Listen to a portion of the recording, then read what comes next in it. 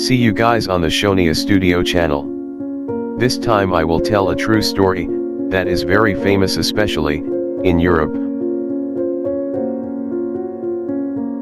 About the story of a little girl, who was kidnapped, and kept in a soundproof room, for 8 years. The girl's name was Natascha Kampusch. How's the full story? Keep up with this video. Natascha was born on February 17, 1988. For her own childhood, although this case is a very famous case, Natascha keeps her private life very private. So I'm telling you guys, what I know about her childhood, maybe a little, because there isn't that much info in the media. She was raised in Vienna, Austria, by her mother named Brigitta, and her father named Ludwig. Natascha has 2 older sisters who are much older than her, while her parents separated when Natascha was very young. Since then she has alternated, sometimes living with his father, sometimes with her mother, but mostly she lives with her mother. The relationship between Natascha's mother and father is not harmonious, and it can be very visible when Natascha disappears. According to Ludwig's statement, the father, her daughter's childhood was very sad, until he said the times when Natascha imprisoned, may be better than her previous life. And this describes her father figure very well. If he knew that her daughter was suffering so much, living with her mother, why didn't he do something about it? Why would he let that happen? Brigitta, the mother, of course denied Ludwig's statement. He said her relationship with Natascha was fine, and Natascha's childhood was happy. Maybe they often argue, often fight, but naturally like mother and child. Natascha also denies her father's statement. She says her childhood was fine. And Natascha's nightmare began on the 2nd of March 98, it was a school day as usual, but before leaving for school, Natascha had a little argument with her mother. And she left in a rage. Even though her mother has a principle, that they can't be separated in an angry state. So before they separate, they have to make up, they have to be in a good situation, just in case something happens to them. But unfortunately that day, Natascha went to school in a rage. So Natascha that day walked to school. The distance from her house to school was about 1 to 2 kilometers. Usually Natascha goes with her friends. She was never alone, but that day for one reason he walked alone to school.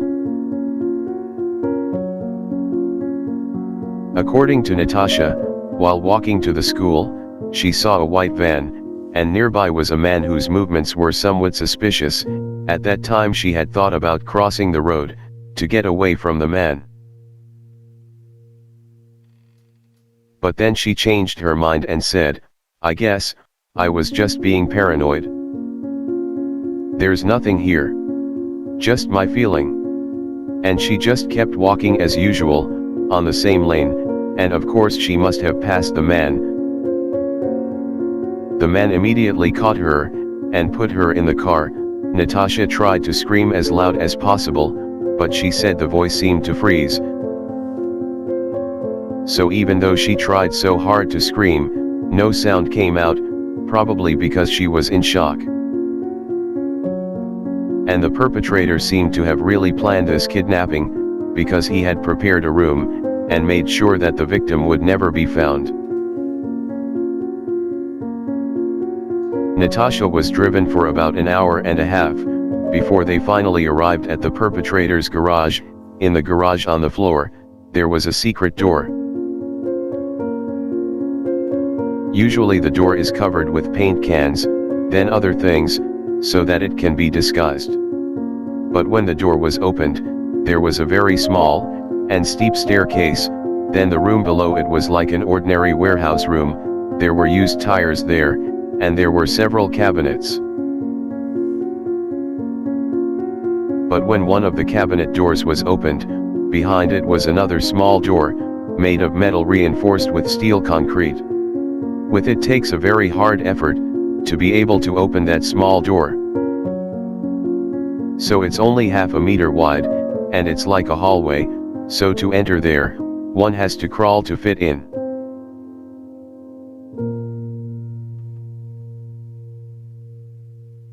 After entering there, at the end there is a brown door. If you push it open, you will see that it is a room whose size is only 5 meters square. No windows, no air circulation at all, soundproof too, and that's where Natascha's campus was kept for the next 8.5 years.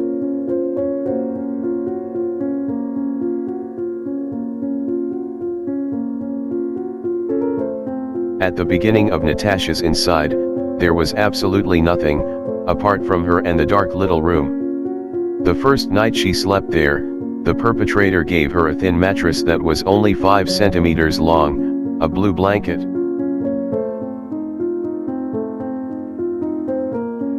And the school uniform she was wearing when she was kidnapped, so the perpetrator took her bag, her school shoes, to be burned.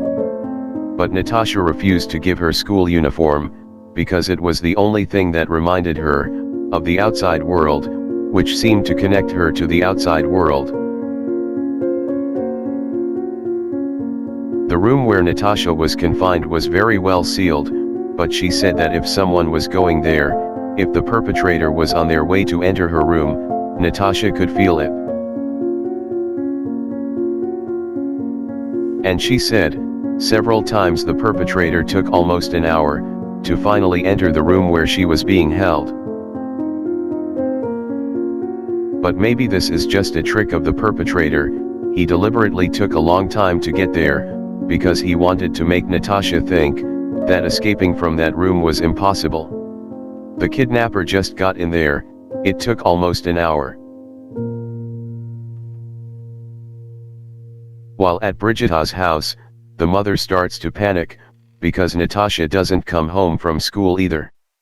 She had contacted the nanny, but she said no, if I wasn't with Natascha anymore. In a panic her mother called the police. A massive search was carried out for Natascha, but the only clues they got were testimonies from a 12-year-old boy who said he saw Natascha being kidnapped by 2 men, so one drove, the other caught Natascha, and put in the car. And the car was a white van. But Natascha, until she was found, she always said that only one man had kidnapped her. While this witness also insisted, if he saw the 2 people who kidnapped Natascha, one steering wheel, one caught Natascha, and got into the car.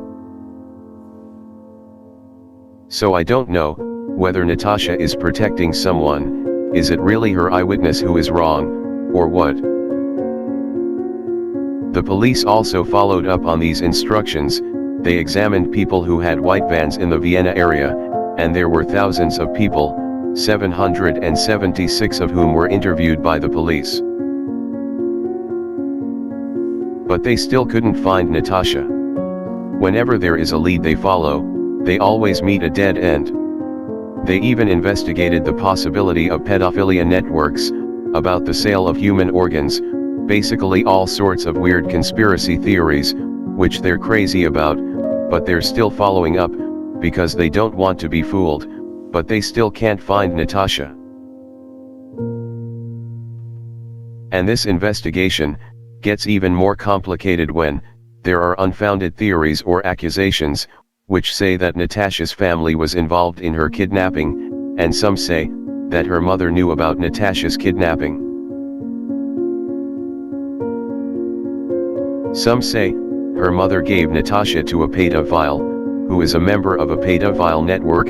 Some say her mother is related to a man. The man doesn't like Natascha. Finally they work together to kill Natascha, and then bury her body in the garden behind her house. So under like a pond. The police actually dug the ground, under the man's pool. But of course, they found nothing there. Even after Natascha was found, accusations like this still exist. They still believe that her mother knew about Natascha's kidnapping. They believe that her mother is the one who sold Natascha to a pedophile. There is also someone who has an important position in the Austrian government. He said that Brigitta knew the perpetrators who kidnapped Natascha, and Brigitta had often sold her child to pedophiles, and also sold her child's photos that were indecent. Of course, Brigitta denies all these accusations.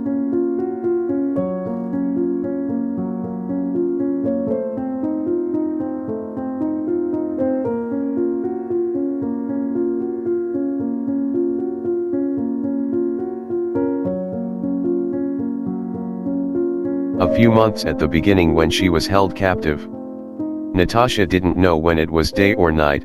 There really wasn't a window in that room. She can't see the sun at all. For years, and it really messed up one's mind for sure. Also, there is no access at all for her to communicate with his kidnapper, if for example she needs something. In there is a toilet, there is a sink, but nothing access at all, to ask for help, if, for example, she is in trouble. So she said, at that moment Natascha began to think, if for example something happened to the kidnapper, for example the kidnapper crashes, he dies, or whatever, surely no one will know where she is. She'll be alone there and starve to death. Because she has no access to ask for help at all. But in the end the kidnapper installed an intercom system inside, so if she needed something, she could tell the kidnapper. But after 6 months Natascha was finally allowed to go upstairs, into the house, and even then only at night. So Natascha still can't see the sunlight. The first time Natascha was here to go upstairs into the house, she was told to put plastic on her head, so that the hair didn't fall to the floor. But in the end he felt that it was complicated, and the perpetrator shaved off Natascha's hair, because according to the perpetrator it was much easier. One day the perpetrator even put Natascha at the front door. At that time Natascha was only wearing underwear, her hair is gone, she is bald, and her body is also very thin. Then the perpetrator said to Natascha, "Come on and run, come on, I challenge you, you dare? Come on, let's run away." But Natascha was silent, she didn't run away, because at that time, she felt she was so worthless that she couldn't run away. The perpetrator did this not just once, but many times, and on several occasions, Natascha actually tried to escape. But of course the kidnapper didn't let Natascha go. He immediately caught Natascha, and brought her back into the house, and inside the house Natascha was beaten, so badly that she could barely move. Natascha said she hates being told to do something she doesn't want, so every time she is ordered by the perpetrator, she always tries to fight back, and indeed the perpetrator wants resistance from Natascha, because he kidnapped Natascha for the first time because he wanted to control someone's life. He wants to be dominant in someone's life. He wanted to be dominant in someone's life. While in captivity Natascha tried very hard to educate herself, she said, even though she is very deprived there, and in very bad condition there, but she didn't want to be too far behind. And the perpetrator gave Natascha some books that were in the house, but of course they could quickly be finished with Natascha. Finally the kidnapper gave some new books to Natascha. Natascha said, She really likes non-fiction books and also all kinds of philosophy, because she really wants to know what is happening in the world. Natascha also learned many other things during her captivity, including knitting. She also learned English from the radio, which she listened. Perpetrator gives Natascha TV and radio inside there. But in the first 2 years of Natascha's imprisonment, Natascha was not allowed to watch or listen to live radio. So Shem did watch it, which was recorded, but finally after the news about Natascha's kidnapping started to disappear, the search for Natascha also started to subside. The perpetrators started allowing Natascha to watch live TV and listen to live radio. Natascha will choose shows on education, and also listen to the radio playing classical music. During the several years in captivity, Natascha began to gain more and more freedom from the kidnapper. Natascha was even allowed to go to the garden behind her house, the garden in front of her house, and also Natascha was taken out of the house for shopping, but outside of that the perpetrators always threatened Natascha. "Be careful if you mess around, if you complain or talk to someone, I will kill that person, and also you." Natascha said she had several times like signaling through her eyes, or several people, but no one responded, or understood what she meant, because people might think, Natascha is just someone who is seriously ill, or has certain problems. Even though she is 18 years old, she is still very skinny. She also looks sick, messy. Also this is the next few years, Natascha has grown up, so her appearance is very different, of course. No one could recognize her. Now what's even more surprising than this story, so one day when Natascha was 18 years old, the perpetrator took Natascha to a place to ski area. They were there all day, but Natascha didn't try to run away at all.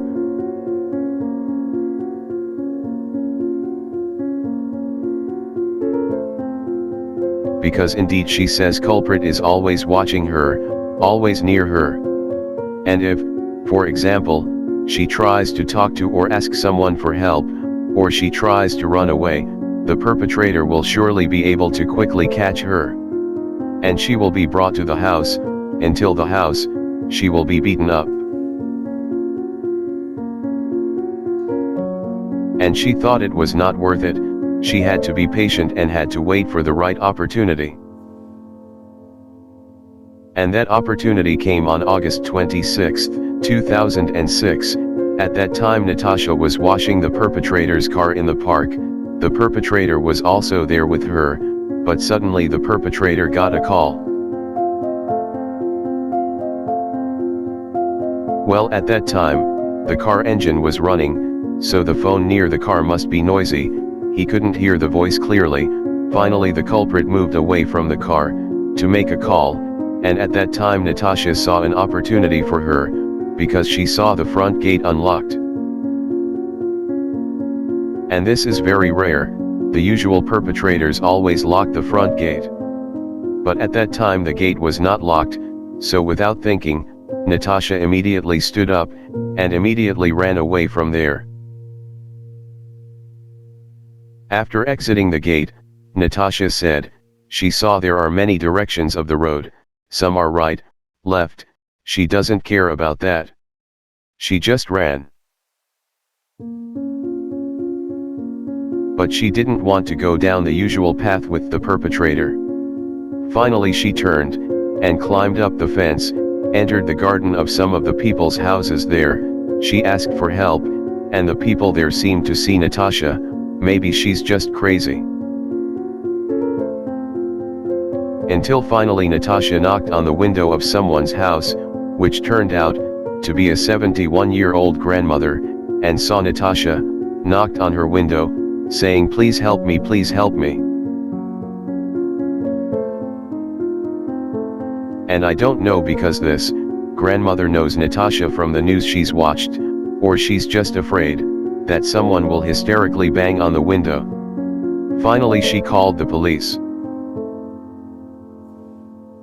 Natascha fled at 12:53 p.m. The police arrived at 1:04, and I think the police came really fast.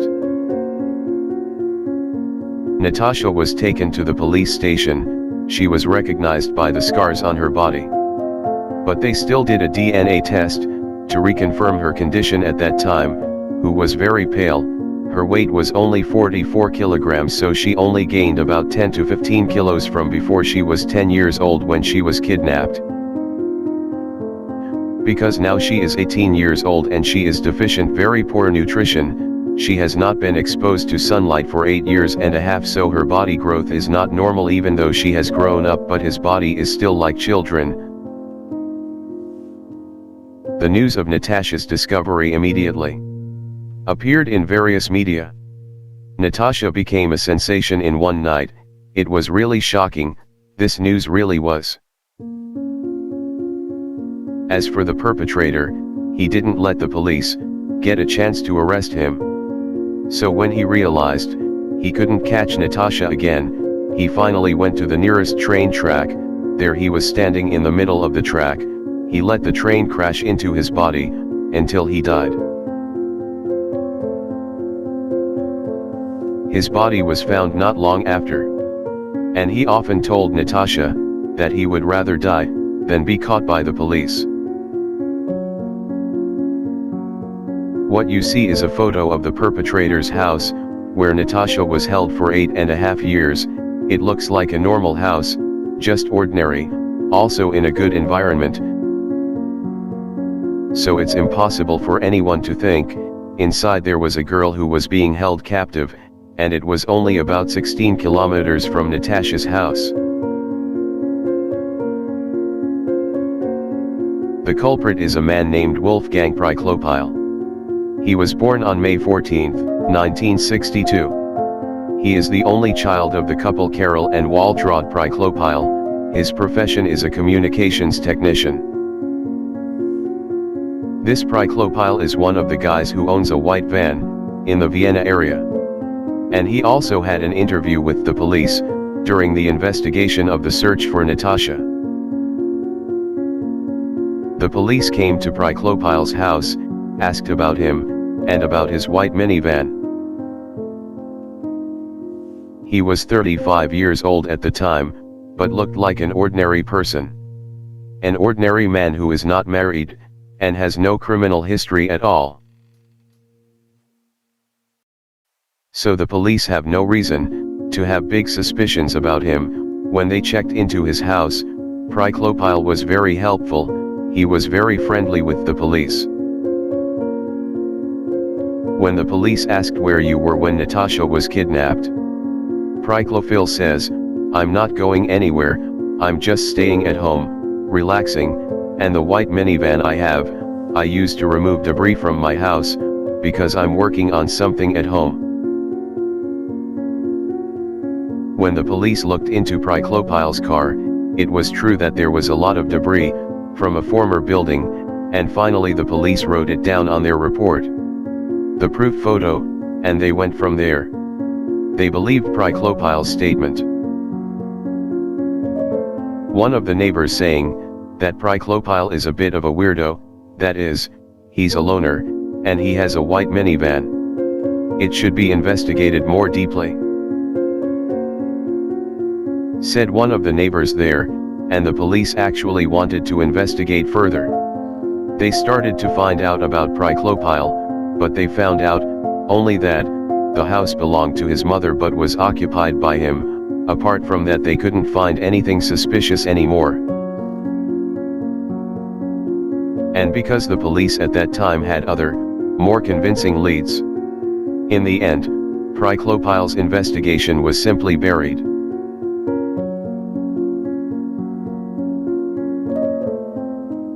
As for Priklopile's own death, many theories say that this was not suicide, but murder, to cover up.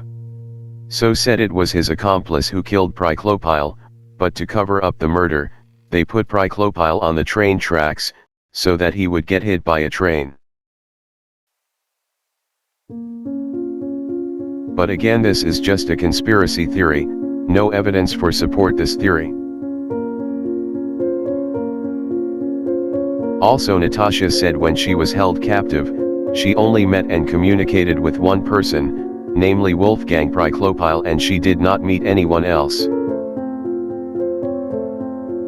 Natascha doesn't think that Priklopil is a pedophile network, or suppose that he wants to sell human organs. But he's just a madman, who decides to kidnap a girl, to make her slave to be controlled by him. Also, the theory that Brigitta the mother knew, and was involved in kidnapping Natascha, which says she also sold Natascha many times for sex. Natascha also denies all this. She said her mother never did that to her. According to Natascha, indeed she was kidnapped from the street by a madman.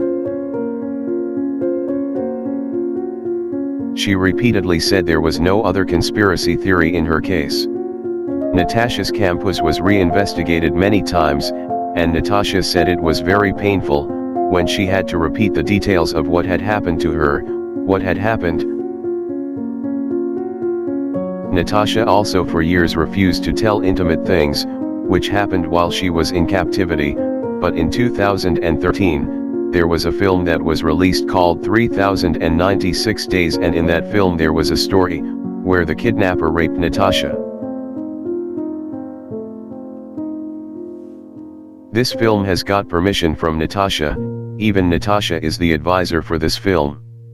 So yes, it is very likely that there was sexual contact between Natascha and Priklopil. Many people suspect that Natascha has Stockholm Syndrome after she escaped, but according to Natascha, this allegation really offended her. She said people felt they knew what she had been through. They don't know anything though. Maybe some of you don't know about Stockholm Syndrome. So Stockholm Syndrome is when someone starts to sympathize with their kidnapper, and becomes like a friend like that. But Natascha said all of this is much more complicated. This man was the only person she had seen for 8.5 years. This man was the only person she met during her puberty. Even the info was that Natascha cried when she heard Priklopil died. But Natascha's response to this, sires from your mind so easily. She didn't like Priklopil, she hated the time spent with him. And he also ran away when she had the chance. But still this man was a part of her life for 8.5 years.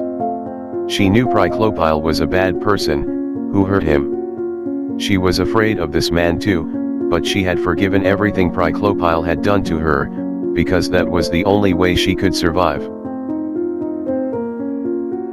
Every time Priklopil hurt him, she immediately forgave him. Only then could he stay sane for 8 years in prison.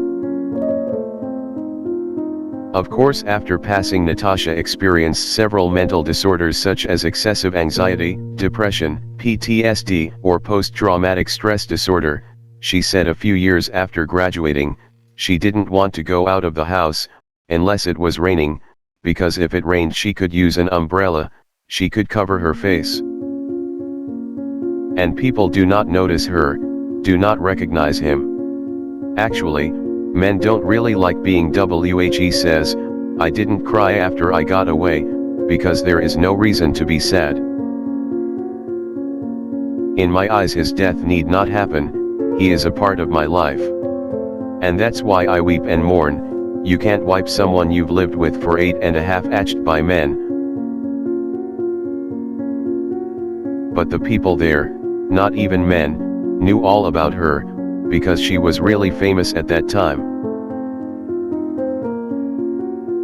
On the news everything is there, even around the world the news is also about her. Indeed the people there must know Natascha. She also has an eating disorder, because for years, she has always been hungry, rarely eats, so her body doesn't process food properly. She also felt uncomfortable, not confident with her own body. She always finds it difficult to relate to other people. But she is very close to the mother Brigitta, she trusts the mother with all her soul. Because she knew his mother was always there for her whenever she needed, but her relationship with her father was not that good. Because her father was telling his own version, not the one Natascha told. So her dad was telling people about all kinds of conspiracy theories, which according to Natascha, who experienced it herself, never happened. One more info that surprises. So Natascha decided to buy this house, where she was held captive for 8.5 years. And indeed, many people think this is not fair. Yes, that's weird. Why did she buy it? And according to Natascha, she understands people's opinion, but she said like this: I know this is absurd. I now have to pay electricity, water and taxes for a house I never wanted to live in. But she said she bought the house, so no one else would buy the house. Because if someone else bought it, she was afraid that the house would be turned into a tourist that can be watched, must be with a lot of people, and she didn't want that to happen, so she bought the house. And Natascha didn't live there but only occasionally came there to clean the house. So yeah, that's our story for this time. Maybe the 10-year-old child is the bravest I've ever known, because of course there are a lot of adults who aren't necessarily strong enough to face what Natascha has been through. But she kept the spirit, she remained determined to be free. And finally she can be free, she can go back to living her life, as usual. Thank you. Watch the video until the end, don't forget to comment. What do you think about this case? Don't forget to like, subscribe and share this video as much as possible. See you in another Shonia Studio story. See you later.